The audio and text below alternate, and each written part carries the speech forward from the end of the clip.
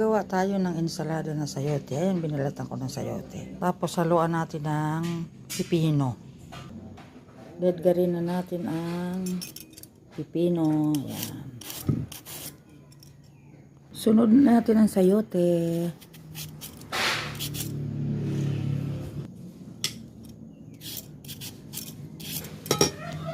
Yan, tapos na tayo magadgad. Ayan na siya.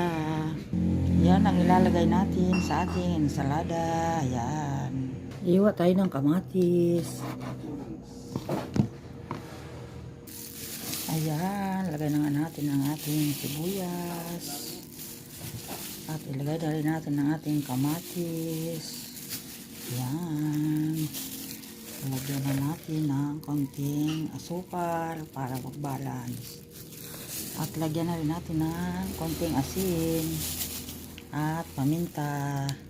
At tigaan na natin ng lemon. Ayan. Ayan. Tikman na natin.